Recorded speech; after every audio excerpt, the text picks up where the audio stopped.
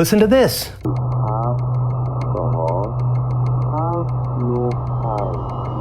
On the first day of the US-Israeli attacks on Iran, something strange appeared on the airwaves.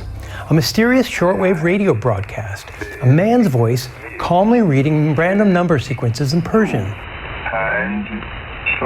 Radio enthusiasts first picked it up on February 28th, the first day of the war. The broadcast follows a loose pattern, a string of numbers read aloud for 2 rounds, then a pause, then the Persian word for attention, repeated 3 times, then the numbers start again. Sometimes it's longer, sometimes it's shorter. No one knows exactly where the signal is coming from, but radio enthusiasts have narrowed it down to somewhere in Western Europe. 5 days into the war, things got even stranger. Someone started jamming the signal. Electronic noise suddenly flooded the frequency, making the numbers nearly impossible to hear. But the broadcast didn't stop, it just moved to a different frequency. RFERL independently recorded the transmission on March 10th, meaning it has been broadcasting around 2 weeks, more or less daily. So what is it? The most common explanation is something called a number station, an old-school Cold War spy tool, a shortwave radio broadcast used to send encrypted messages to intelligence agents around the world. Anyone can listen to the numbers, but without the decoder, the message is essentially impossible to understand. Aiken Fernandez, who's considered a guru on the subject of number stations, says it's absolutely unbreakable. The number keys are perfectly random, and figuring it out mathematically wouldn't really work either.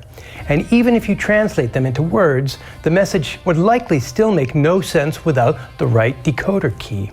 Okay, that's the first thing. What about the jamming? Who's jamming the signal and why? So the kind of interference being used here is called a bubble jammer. Basically, it drowns out the signal so the transmission is impossible to understand. Historically, this kind of jamming was used by governments trying to block foreign broadcasts. During the Cold War, Soviet bloc countries regularly jammed broadcasts from the BBC, Deutsche Welle, or Radio Free Europe, Radio Liberty, which were beaming uncensored news and information into the Eastern Bloc. These days, the Persian language broadcasts, the BBC, and Radio Free Europe's Radio Farda are also being jammed by the Iranian government on a similar frequency. So if Tehran was responsible for this mysterious Persian number signal, it's pretty unlikely that Tehran will be jamming its own signal. That brings us back to the original question: who's behind the number station broadcast?